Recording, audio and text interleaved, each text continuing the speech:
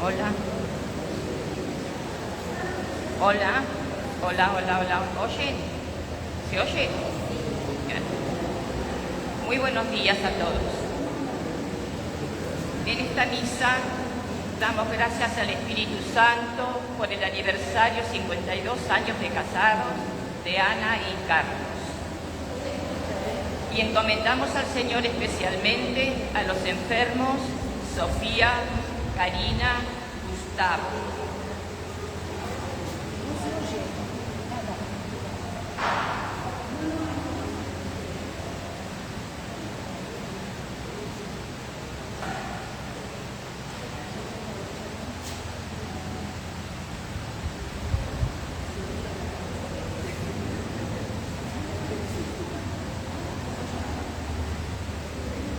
En esta misa damos gracias al Espíritu Santo por el aniversario de 52 años de casados de Ana y Carlos. Y queremos encomendar al Señor especialmente por los enfermos Sofía, Karina, Gustavo, y a nuestros hermanos y familiares difuntos, Ernesto Romero, Mario Costantino, Oscar Jauri, María Sardela, Silvana Almada, Norberto Tucci, Ángel Gracia.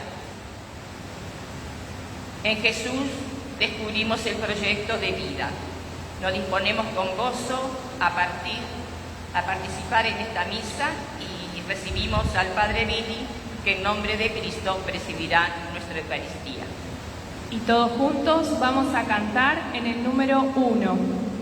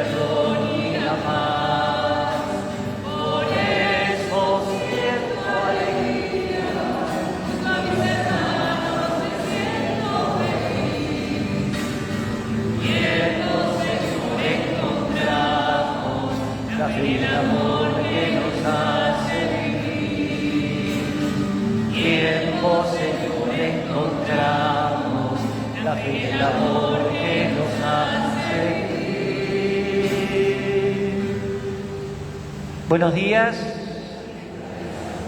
Otro domingo reunidos en el nombre del Padre y del Hijo y del Espíritu Santo. Que la paz de Dios esté con todos ustedes. La experiencia de la transfiguración valió tanto para Jesús como para los discípulos. Para el Señor, porque también puede ser vista como la tentación de ser Mesías desde la gloria. Para los discípulos, porque es una nueva llamada a poner solo la atención en la palabra que comunica el Maestro. Pero además, es la certeza de que la vivencia intensa en la montaña tiene que probarse en la llanura. Es decir, que el encuentro con Cristo repercute en la vida concreta del hombre. Es una escena muy intensa la de la transfiguración. Si le quitamos a veces esa tentación de querer ver siempre lo extraordinario y descubrimos que detrás de una cierta manifestación especial, la clave es ver cómo el Padre le responde al Hijo y cómo le responde a aquellos discípulos del Hijo. Es la luminosidad de Dios que confirma la palabra de Dios. Y por lo tanto la clave es la capacidad de escuchar y dejarnos iluminar por el Dios de la vida, por el Dios de la verdad, por el Dios de la luz. Los invito a reconocer que no siempre nos animamos a subir a la montaña donde Dios habla, que no siempre escuchamos, superando la tentación simplemente del oír, porque no siempre dejamos que la palabra ilumine e interpele nuestra propia vida, y por eso pedimos perdón.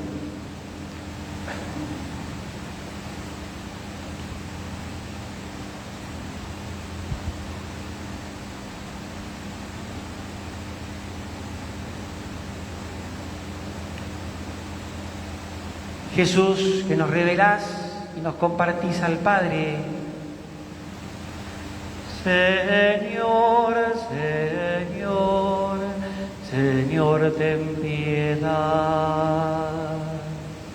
Señor, Señor, Señor, ten piedad.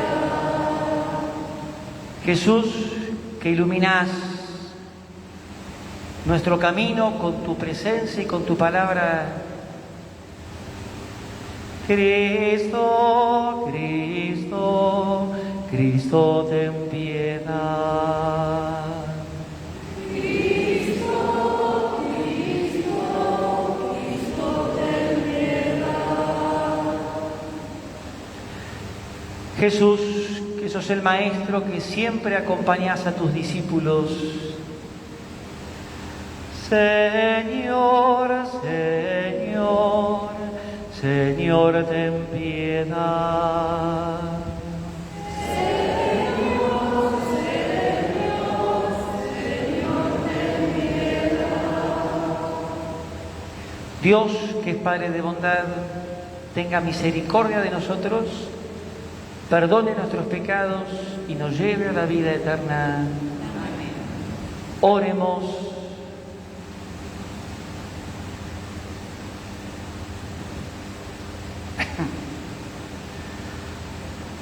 Padre, que nos mandaste escuchar a tu Hijo amado, alimenta nuestro espíritu con tu palabra, para que, después de haber purificado nuestra mirada interior, podamos contemplar gozosos la gloria de su rostro. Por nuestro Señor Jesucristo, tu Hijo, que vive y reina contigo en la unidad del Espíritu Santo y es Dios por los siglos de los siglos. Amén. La llamada a Abraham es el comienzo de la manifestación de Dios. La palabra sale al encuentro del hombre y propone la historia nueva. Dios para el hombre. Lectura del libro del Génesis. El Señor dijo a Abraham: deja tu tierra natal y la casa de tu padre y ve al país que yo te mostraré. Yo haré de ti una gran nación y te bendeciré. Engrandeceré tu nombre y serás una bendición. Bendeciré a los que te bendigan y maldeciré al que te maldiga. Y por ti se bendecirán todos los pueblos de la tierra. Abraham partió como el Señor se lo había ordenado. Palabra de Dios. Te alabamos, Señor. La palabra de Dios está presente en los acontecimientos de la historia y en el corazón del hombre.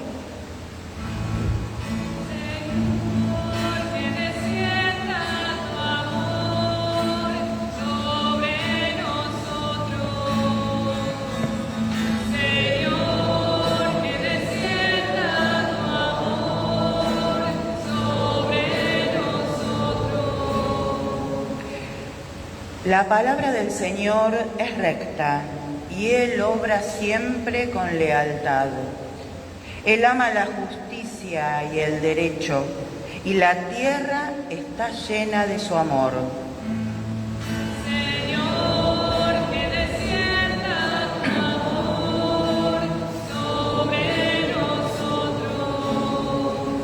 Los ojos del Señor están fijos sobre sus fieles, sobre los que esperan en su misericordia, para librar sus vidas de la muerte y sustentarlos en el tiempo de indigencia.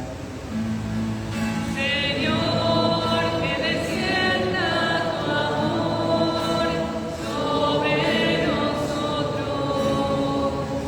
Nuestra alma espera en el Señor. Él es nuestra ayuda y nuestro escudo. Señor, que tu amor descienda sobre nosotros, conforme a la esperanza que tenemos en ti. Señor, que descienda tu amor sobre nosotros.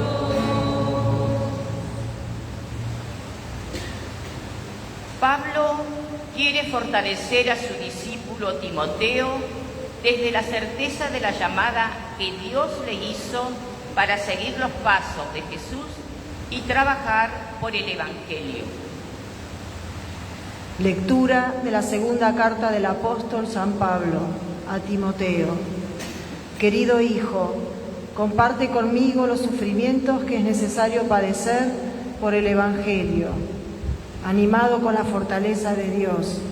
Él nos salvó y nos eligió con su santo llamado, no por nuestras obras, sino por su propia iniciativa y por la gracia. Esa gracia que nos concedió en Cristo Jesús desde toda la eternidad y que ahora se ha revelado en la manifestación de nuestro Salvador Jesucristo, porque Él destruyó la muerte e hizo brillar la vida incorruptible mediante la buena noticia. Palabra de Dios.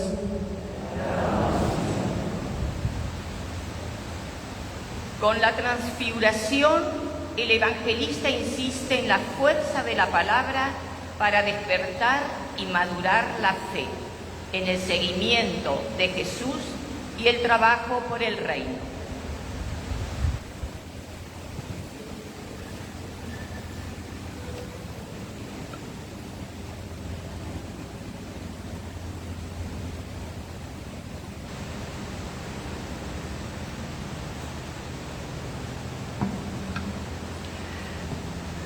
El Señor esté con ustedes. Evangelio de nuestro Señor Jesucristo según San Mateo.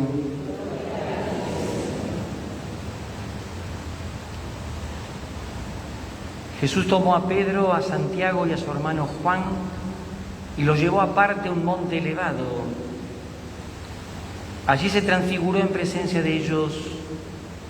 Su rostro resplandecía como el sol y sus vestiduras se volvieron blancas como la luz. De pronto se les aparecieron Moisés y Elías hablando con Jesús. Pedro dijo a Jesús: Señor, qué bien estamos aquí. Si quieres, levantaré aquí mismo 3 carpas, una para ti, otra para Moisés y otra para Elías. Todavía estaba hablando cuando una nube luminosa los cubrió con su sombra y se oyó una voz que decía desde la nube: Este es mi Hijo muy querido, en quien tengo puesta mi predilección, escúchenlo. Al oír esto, los discípulos cayeron con el rostro en tierra, llenos de temor. Jesús se acercó a ellos y tocándolos les dijo: Levántense, no tengan miedo. Cuando alzaron los ojos, no vieron a nadie más que a Jesús solo. Mientras bajaban del monte, Jesús les ordenó: no hablen a nadie de esta visión hasta que el Hijo del Hombre resucite de entre los muertos. Palabra del Señor.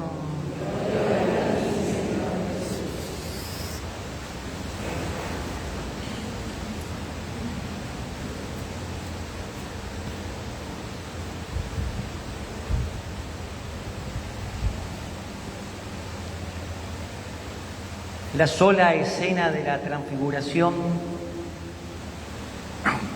cuando uno se va metiendo de a poquito en la Sagrada Escritura, yo me animo a decir que habla por sí misma, ¿no?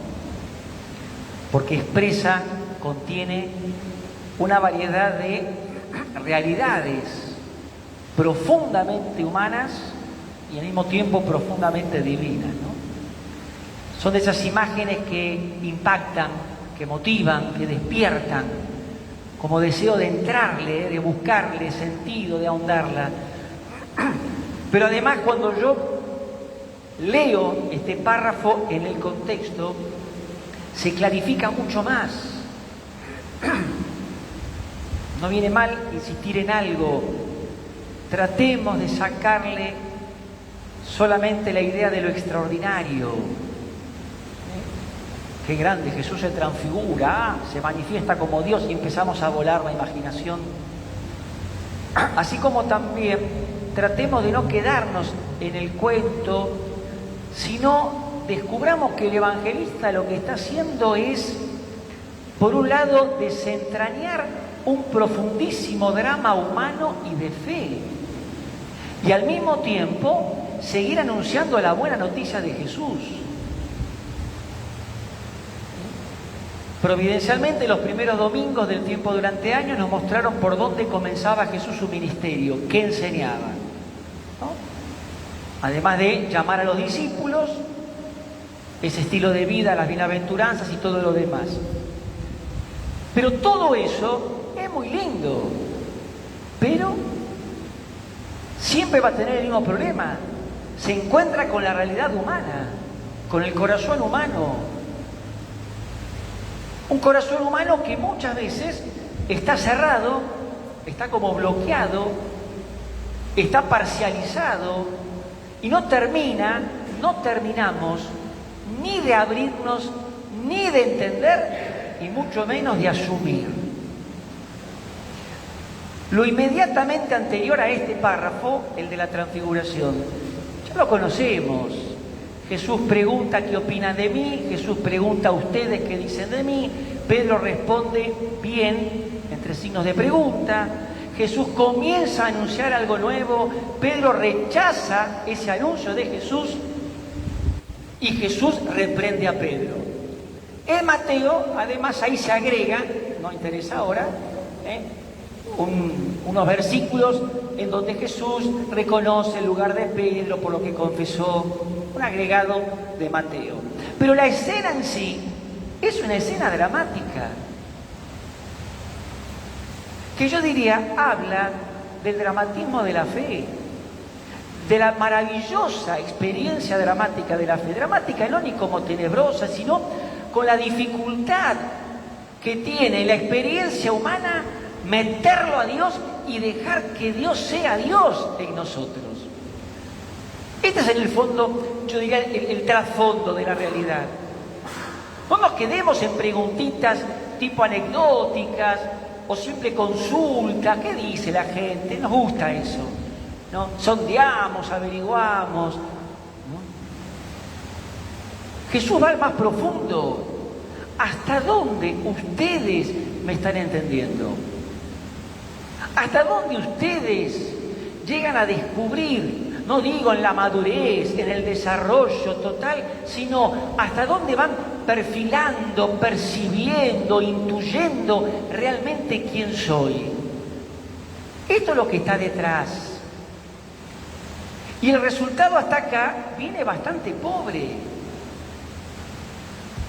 Porque Pedro responde bien teóricamente, pero yo diría mal en la comprensión de lo que dice. En el fondo, Pedro muestra al hombre, al ser humano, que se abre a lo religioso, a lo divino, sin dejar que Dios, no lo divino, que Dios se meta realmente en él y vaya procurando un cambio. Por eso la escena termina con cierto dramatismo. Pegado a eso, este texto. Es más, dice 6 días después, que también tiene un simbolismo, no me meto eso ahora, ¿no? ¿Y qué acontece? Una escena que se inicia en algo que acontece en Jesús, que le pasa a Jesús, una transfiguración. ¿Cómo es? El autor lo dice como puede. Utiliza la imagen del sol, utiliza la imagen de la luz, rostros, vestiduras, Es decir, acontece algo a través de lo cual se puede percibir que en Jesús hay algo de Dios distinto. Hasta ahí vamos a llegar. El autor no tiene todavía la capacidad de desentrañar el misterio trinitario, pero evidentemente pasa algo que llama la atención poderosamente de los discípulos. Hay que agregar algo. Esto sucede en un monte elevado, dice el texto de Mateo. El monte elevado también, así como decíamos del desierto, el monte elevado se vuelve un lugar geográfico, teológico. Subir a la montaña implica el deseo y el esfuerzo de ir a un lugar donde Dios me va a decir algo particular.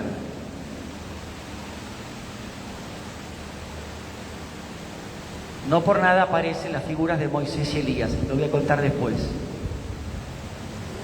Acontece esto. ¿Y qué significa la transfiguración?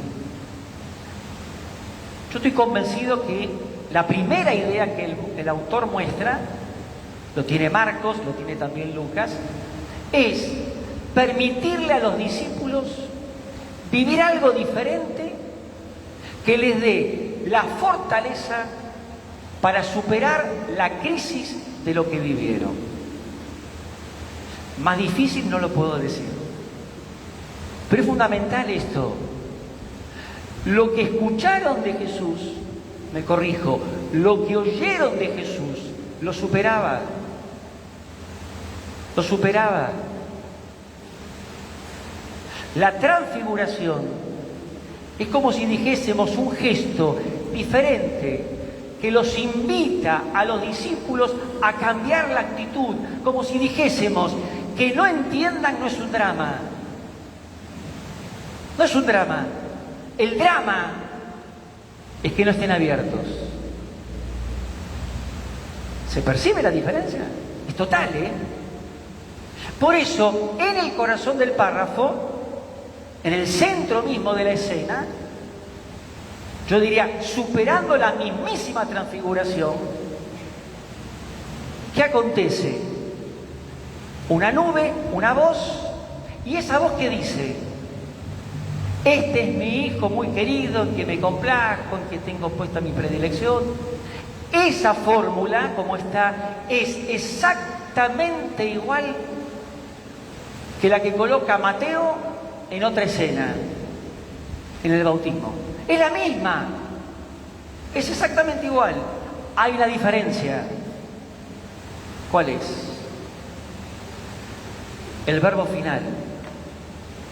Escúchenlo.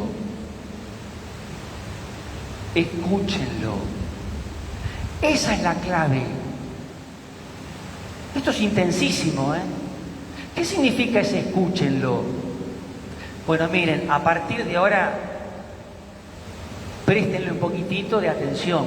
No, escúchenlo. Tiene que ver primero con lo que ya habló. Esta es la fuerza de esa palabra en primer lugar. Escúchenlo significa lo que les dijo hace un rato y que ustedes no entendieron, que ustedes no se abrieron, que ustedes no se animaron a escucharlo. Ahora sí escúchenlo. Yo lo estoy avalando. Yo soy el padre que lo envío a esta tarea. No es un loquito, es mi hijo. Y lo que mi hijo tiene que hacer justamente es eso, lo que anunció. Por eso la escena es luminosa, no solo por el transfigurado, que suele interpretarse como una especie de anticipo de lo que acontecerá en la Pascua, sino porque la palabra invita al núcleo mismo del cambio de actitud. Déjenlo de oír, escúchenlo ahora. Esto es impresionantemente fuerte, porque es una de las grandes tentaciones, lo uno con el otro día. Oímos la palabra, la oímos, años oyendo esa palabra. Pero nos cuesta esta escucha, es decir, dejar que la palabra resuene con lo que dice, no con lo que yo quiero que diga. Animarme a abrirme en serio, que no me contente con, lo leí, ya lo leí 20 veces, otra vez el mismo texto, pienso en cualquier verdura. No, creo que el que dice la palabra tiene la autoridad para decirme lo nuevo. Y esa palabra, creo, es capaz de crear lo que dice. Esta es la fuerza de la escena. La aparición de Moisés y de Elías, que indudablemente hay una primera lectura, y está bien, es la ley y la profecía que confirma a Jesús, que avala a Jesús. Pero también creo que podemos tomarla como la presentación de dos testigos de este dinamismo de la fe. Moisés y Elías, y ojalá tuviésemos tiempo, no lo tenemos, y les propongo, anímense a leer parte de las cosas, son dos personajes fascinantes, desde muchos perfiles. Hay uno que hoy hay que rescatar en el contexto del párrafo que leímos. Los dos son presentados con una intimidad tan profunda con Dios que los hace casi únicos. Habrán otro en la originalidad de lo nuevo y David más la imagen del Hijo. Moisés es presentado como el amigo de Dios. El amigo de Dios. En el libro del Éxodo, el capítulo 33, aparece esa expresión. Hablaba con Dios como un amigo habla con su amigo. Volvía de la montaña con el rostro radiante. Cuando Moisés subía a la montaña, era para una experiencia transformadora, pero no por lo extraordinario, por cómo este personaje fue moldeando todo su ser en perspectiva de ser amigo de Dios. Por eso pudo liderar a su pueblo, por eso pudo servir a su pueblo. Elías, en una escena de las más ricas que tiene la Escritura, se escapa porque lo quieren liquidar, él había liquidado a medio mundo, se quiere dejar morir, lo vuelven a invitar, peregrina hacia el monte y ahí descubre la presencia de Dios, no en el fuego ni en el viento, las imágenes que anteriormente expresaban la presencia de Dios, sino en la brisa suave, yo diría en la ternura y el amor de Dios. Son dos testigos de lo que significa dejarse tocar por Dios. Por eso el monte de la transfiguración tiene tanta fuerza. Es lo que están viviendo estos tres, que sufren la gran tentación de ¿qué? De quedarse. Qué bien que estamos acá. Siempre lo mismo. Porque estoy bien, la cosa vale, entonces me quedo. Pero ¿qué es lo que les va a pedir justamente Jesús? No, hay que volver. Hay que volver. Cuando San Agustín comenta este párrafo, tiene una expresión muy linda con el lenguaje de su época, porque le aplica una de las notas del capítulo 13 de la primera carta a los Corintios. No busques tu propio interés. Vos tenés que volver al llano. Otros tendrán que escuchar tu experiencia. Y fíjense, en la segunda carta de Pedro, capítulo 1, él relata esa experiencia y la coloca como una experiencia fundante para él. Quedó fascinado por lo luminoso, quedó transformado por la palabra que le descubrió la actitud número 1, escuchar. Ahí recién empieza a darse una auténtica fe. Por eso Jesús lo saca de la comodidad y lo vuelve a donde está el resto. Y que no hablen nada, les dice, cállense la boca, pero que siga resonando en ustedes esta experiencia. Después tendrán que ser testigos de lo que vivieron. Tendrán que fortalecer a los otros lo que vivieron. Esto es vital a nuestra misma vida cristiana. Una escena que toca el núcleo vital, esencial. Escuchar con deseo, con apertura, con conversión y con coherencia. Al Dios que se hace palabra, al Maestro que se anuncia, a lo que se nos dice. E ir a la montaña, como el otro día al desierto, fíjense que ninguno de los textos nos deja en el lugar. Son lugares pasajeros. En ambos textos, lo final es meterse en la vida de cada momento. Jesús comienza el ministerio en sus aldeas, en sus pueblos, en el norte. Y acá, con los tres, bajan juntos, los cuatro, al encuentro de los demás. Y a seguir anunciando y a seguir mostrando la presencia del reino. Esto también es Cuaresma, ¿eh?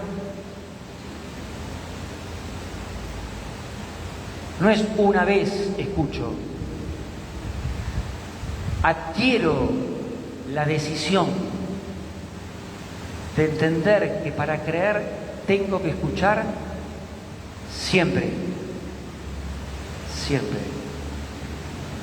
Y que la palabra tiene que resonar siempre, dejando que vaya haciendo en nosotros de manera creadora lo que ella dice.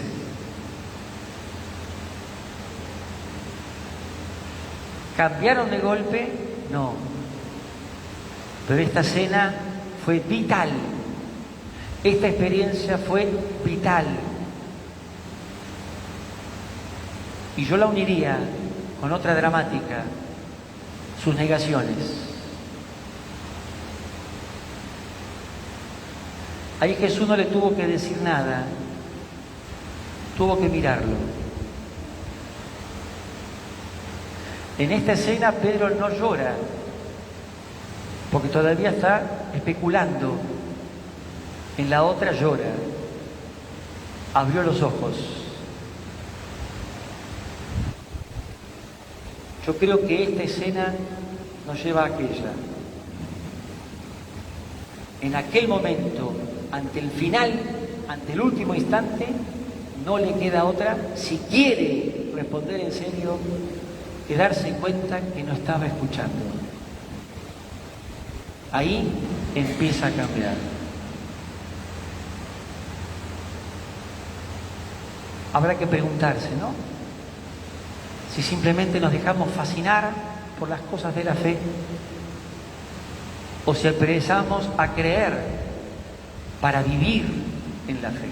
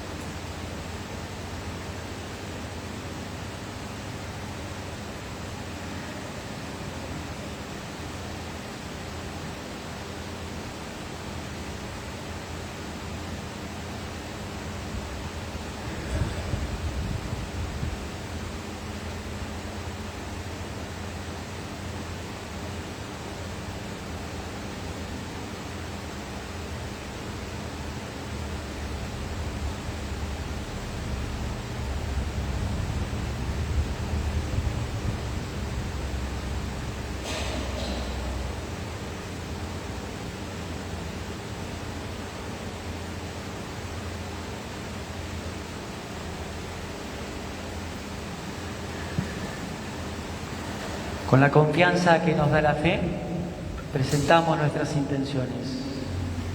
A cada intención respondemos: Padre, escucha nuestra oración.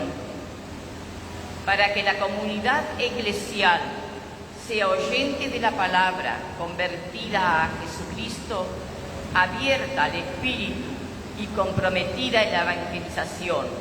Oremos. Para que los países más pobres reciban un trato más solidario y se promuevan los caminos del desarrollo y la justicia. Oremos. Padre, escucha nuestra oración. Para que los políticos recuperen su vocación de servicio y trabajen seriamente por el bien de todos, especialmente de los más necesitados. Oremos. Para que los cristianos escuchen la palabra de Dios y comprometan su vida en la construcción de un mundo más justo y fraterno. Oremos. Para que esta parroquia viva en la fe, fortalezca su esperanza y comprometa su caridad. Oremos.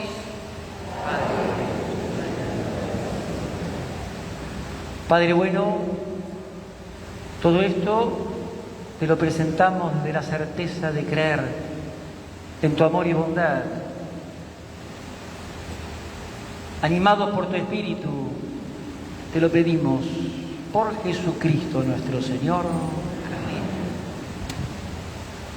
Que nuestros dones sean la escucha de la palabra, nuestro seguimiento de Jesús y nuestro compromiso cotidiano por el bien y la verdad. Acompañamos este momento cantando en el número 3.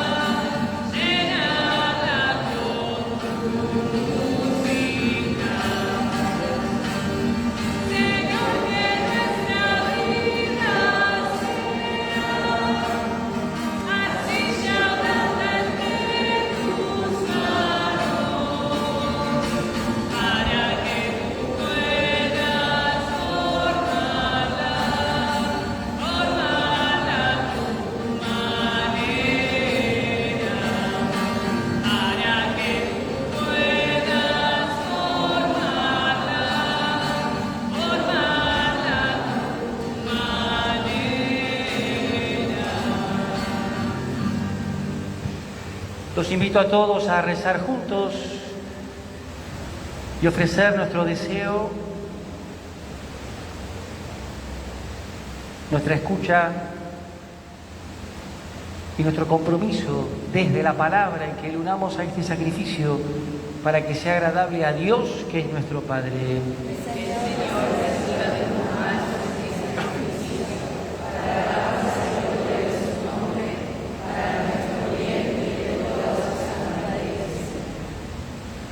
Padre, te pedimos que este sacrificio borre nuestros pecados y santifique el cuerpo y el alma de tus fieles para que podamos celebrar dignamente las fiestas pascuales por Jesucristo nuestro Señor. El Señor esté con ustedes. Levantemos el corazón. Demos gracias al Señor nuestro Dios. En verdad es justo y necesario darte gracias, Padre, por Cristo, Señor nuestro. Él mismo, después de anunciar su muerte a los discípulos, les reveló el esplendor de su gloria en la montaña santa para mostrar con el testimonio de la ley y los profetas que por la pasión debía llegar a la gloria de la resurrección. Por eso, con los ángeles y con los santos, te aclamamos cantando.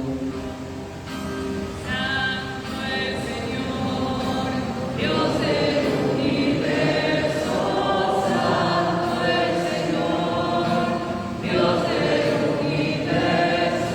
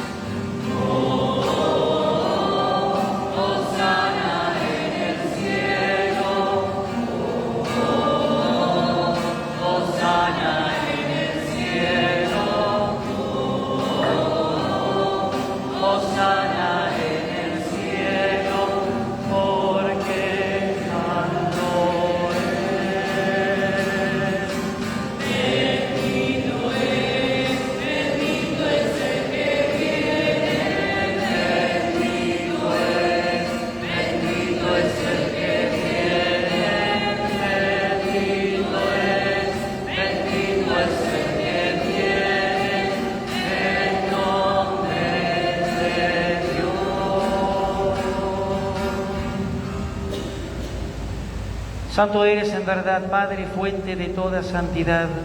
Por eso te pedimos que santifiques estos dones con la efusión de tu Espíritu, de manera que se conviertan para nosotros en el cuerpo y la sangre de Jesucristo nuestro Señor. Él mismo, cuando iba a ser entregado a su pasión, voluntariamente aceptada, tomó pan, dándote gracias, lo partió y lo dio a sus discípulos, diciendo: tomen y coman todos de él, porque esto es mi cuerpo que será entregado por ustedes.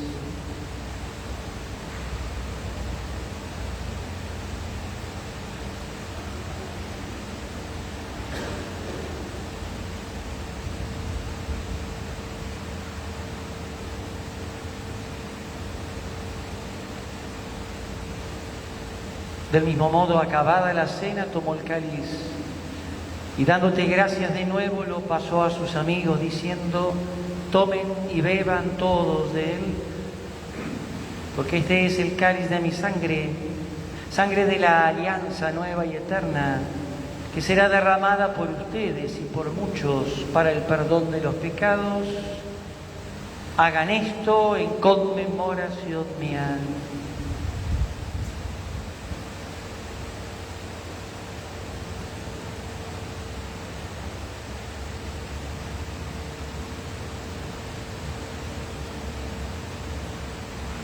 Este es el sacramento de nuestra fe.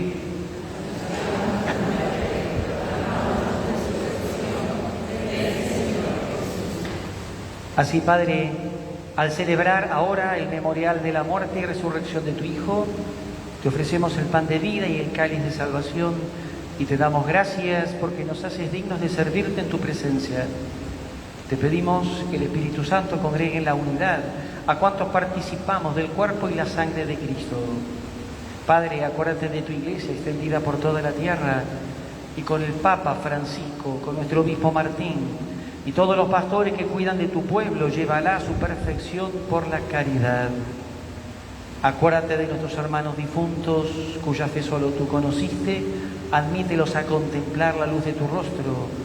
Ten misericordia de todos nosotros y así, con María la Virgen, Madre de Dios, San José, su esposo, los apóstoles y cuantos vivieron en tu amistad a través de los tiempos, merezcamos por tu Hijo Jesucristo compartir la vida eterna y cantar tus alabanzas. Por Cristo, con Él y en Él, a ti Dios, Padre omnipotente, en la unidad del Espíritu Santo, todo honor y toda gloria por los siglos de los siglos.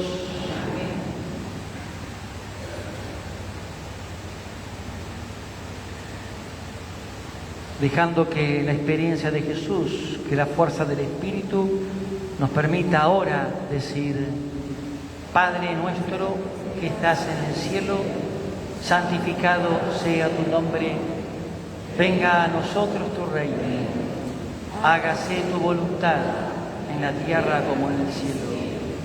Danos hoy nuestro pan de cada día, perdona nuestras ofensas, como también nosotros perdonamos a los que nos ofenden.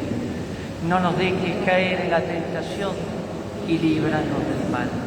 Líbranos de todos los males, Padre, y concédenos la paz en nuestros días, para que, ayudados por tu misericordia, vivamos siempre libres de pecado y protegidos de toda perturbación, mientras esperamos la gloriosa venida de nuestro Salvador Jesucristo.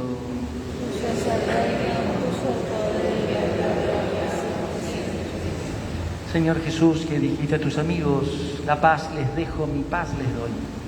No tengas en cuenta nuestro pecado, sino la fe de tu Iglesia, y conforme a tu palabra concédenos la paz y la unidad, vos que vivís y reinás por los siglos de los siglos.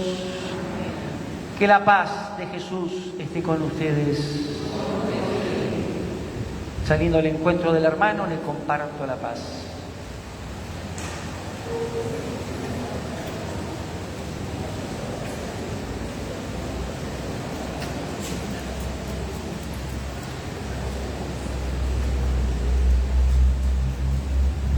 Cordero de Dios, que quitas el pecado del mundo, ten piedad de nosotros. Cordero de Dios, que quitas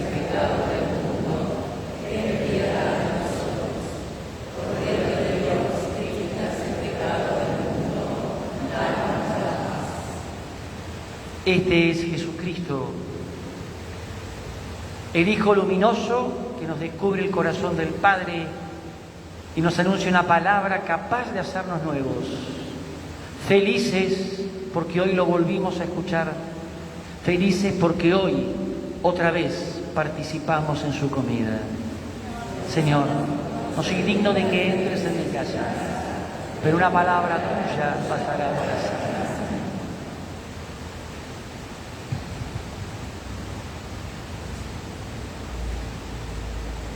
El pan de vida quiere hacernos fuertes para los que hemos escuchado se manifieste en acciones coherentes con el Evangelio. Lo vamos a recibir cantando en el número 13.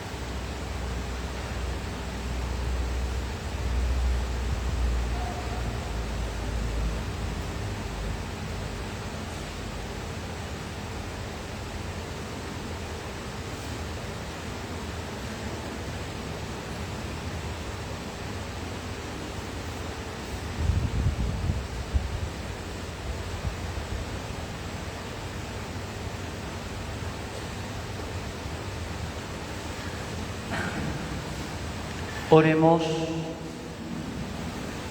Padre, después de haber recibido estos gloriosos misterios, te damos gracias porque aún viviendo en la tierra ya nos haces partícipes partícipe de los bienes del cielo por Jesucristo nuestro Señor. Amén.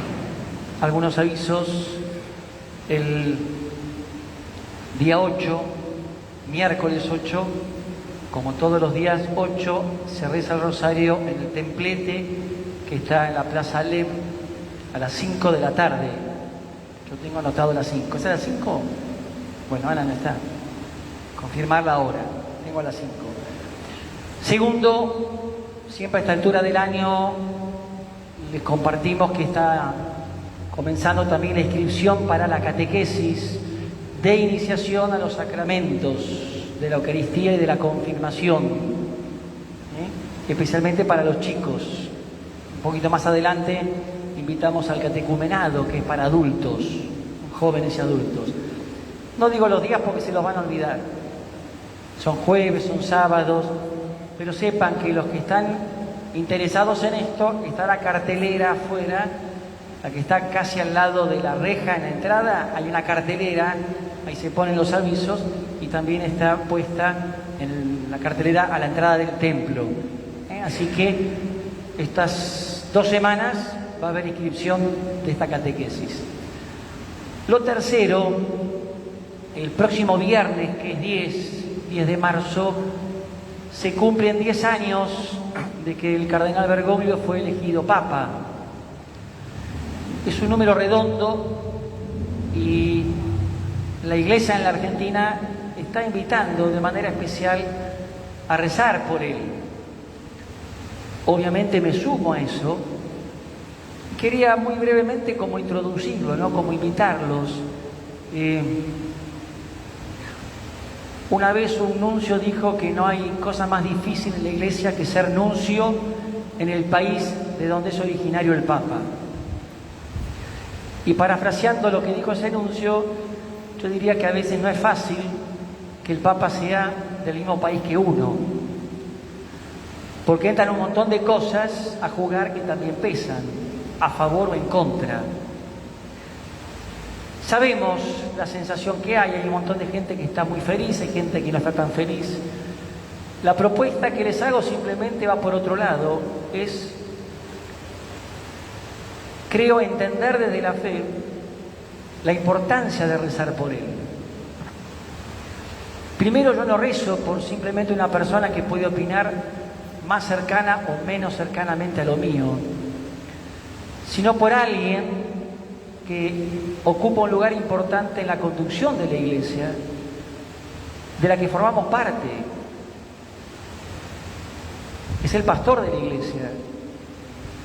Y su Iglesia, a la que él sirve, con luces y con sombras, con aciertos y también con desaciertos, ese pueblo también lo tiene que acompañar. No podemos tener una mirada solamente humana. Entonces me parece importante que como pueblo de Dios, a los 10 años de haber sido elegido, el que no puede, no puede, ¿no? El que no quiere, no quiere, pero digo que el motivo no sea tan débil. Y en segundo lugar, y esta es una propuesta un poco más compleja, porque hay que tener una mirada superadora de las cosas. Muchísimas de las cosas que se han dicho de él son abiertamente mentiras. Muchas de las cosas que se han mostrado fueron políticamente utilizadas. Y me parece que también nos lastimó. Y una mirada superadora es tratar de descubrir aquellas realidades que desde la fe Francisco está sirviendo de una manera muy buena. Siempre con los matices que les ponemos a los seres humanos. Yo hablo con libertad porque no soy amigo de él, lo he frecuentado, he charlado con él, no como papa, un par de veces por teléfono, pero sé lo que él opina de mí, él sabe lo que yo opino de él. Cosas opinables, algunas compartimos, otras no. Pero no puedo dejar de hacer una lectura más profunda y descubrir que aún con elementos que puedan no ser los que a mí me interesaran más, embarcó a la Iglesia en cosas muy significativas. que muchos sectores que no quieren realmente una renovación de la Iglesia lo están enfrentando. Por eso me parece que reunirnos a orar por él vale la pena. Cada uno desde el corazón, cada uno como lo sienta, cada uno como le parezca, pero invitándolos a esta mirada superadora. Rezamos por nuestro pastor, con sus luces y sus sombras, pidiendo para que haga realmente lo mejor, para que sea dócil, para que escuche. Yo diría quizás poco elegantemente, no me borro de la responsabilidad eclesial de también pedir por aquel que nos está conduciendo.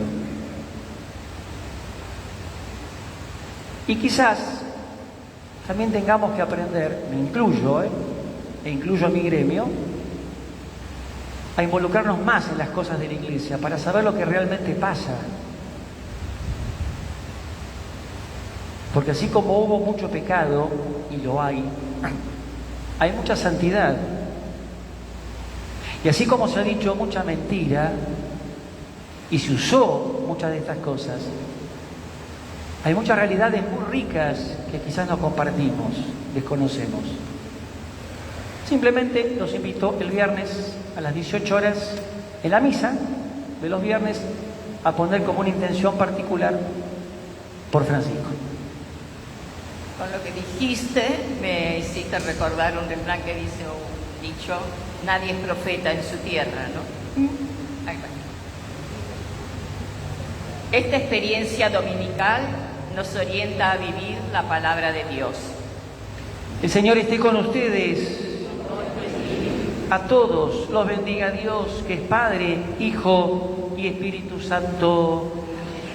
Después de la experiencia de esta montaña, escuchando la palabra de Dios, animados a volver a lo cotidiano con una fe más madura, nos vamos en paz.